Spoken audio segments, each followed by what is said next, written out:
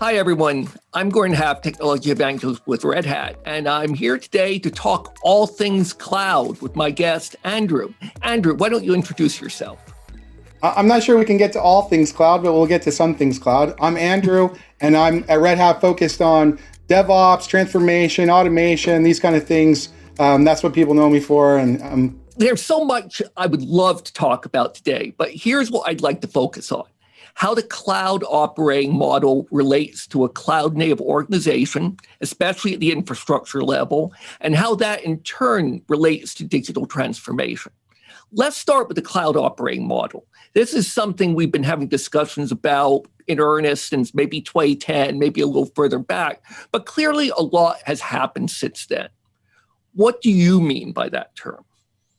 So when I talk about cloud native operating models, what I really talk about is the evolution of all these practices. You know, some people want to call it SRE, some people want to call it DevOps. They're kind of entwined in various ways. We've been talking about it in kind of an external fashion since 2010, but really you have to say that those practices started before that.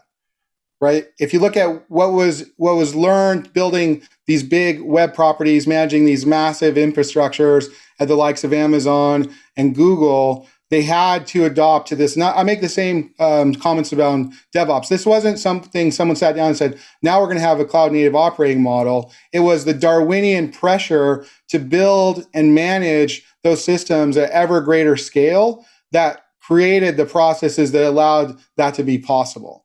So you see these sort of things being created, emerging, I'd say even early 2000s, coming out of the big web boom, and then they don't get publicated or publicized, evangelized until later. And SRE isn't really talked about openly until 2016. Let's now shift our attention to what you call the cloud native organization. How is it different from traditional IT? I think this is a bunch of buzzwords colliding, right? Like we have this tendency to create movements and marketing around different buzzwords, but there's this emergence of new ways of working that goes back and there's threads on the technology side and on the process sides. So there's roots of this when we talk about DevOps all the way back to Deming and manufacturing and Akoff and some of these other people that are the shoulders of giants, if you will. And then you have the agile movement that kind of brought this sort of flexibility to what you're going to build from a software perspective. But for a long time, agile, and when the Agile Manifesto was signed, software was shipped on physical media. So you had a release, it was cut on CD or whatever the media was at the time, and then shrink wrapped and shipped.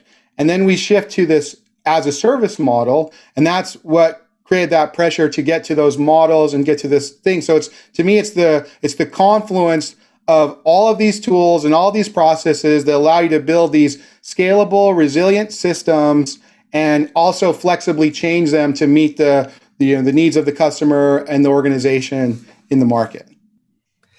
Now, I think this is a very common theme that we see, that a lot of different threads are coming together, and then there's a certain maturation, and suddenly it makes sense. So, people will say, oh, a cloud. We were doing time sharing back in the 1960s. But obviously, in practice, there's a huge difference to what you could do in the 1960s and what you can do today. And similarly, you see containers enabling this cloud native sort of application development that is not necessary, but it reduces a lot of friction. So an aspect of it is about the timescales.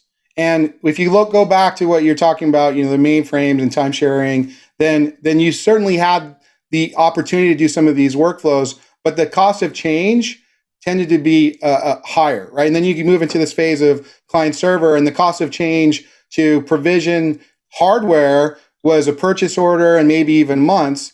And then you get to these abstractions of virtualization. And then now we have containers where starting and stopping a container is on the order of seconds. And so that allows you to do certain things at a time scale when you start thinking about auto scaling or recovering that you couldn't do with those older architectures. I'd like to get your take on what digital transformation is in the context of this conversation. I mean, it's another collision of a bunch of buzzwords coming together. And, the joke I make sometimes is marketing ruins everything. But there's this tension that we feel about what's possible and what we see our organizations doing. So digital transformation sort of, I wouldn't say it's reemerged, but it's something people talked about for decades.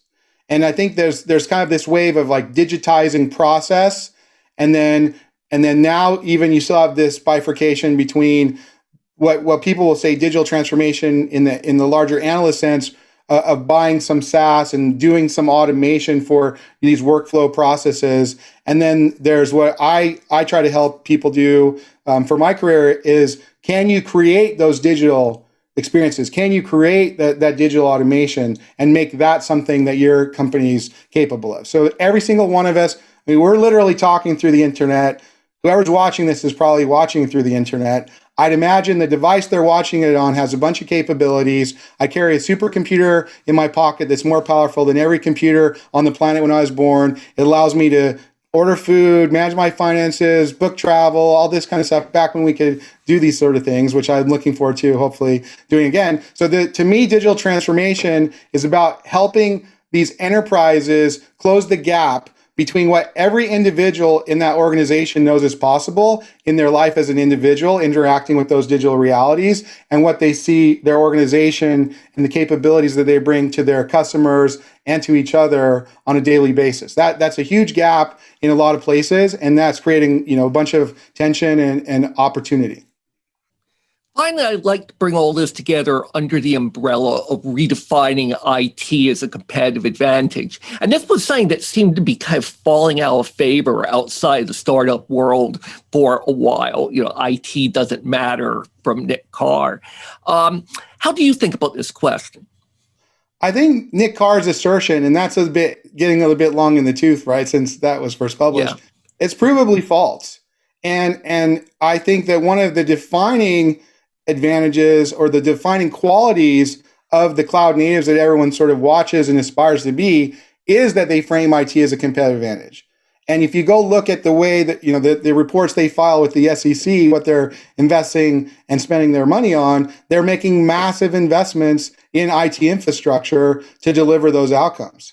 So I think that there's a commodification of certain aspects of IT and choosing where you're going to be creating value and competing for value. It doesn't make sense for most enterprise organizations to decide we're going to compete as a cloud. That's probably not the game you want to win. But there's lots of these things that you can take advantage of as that IT commodifies to build higher and higher level value for your customers, for your employees, creating those digital experiences and connecting that back to the core business that you're running.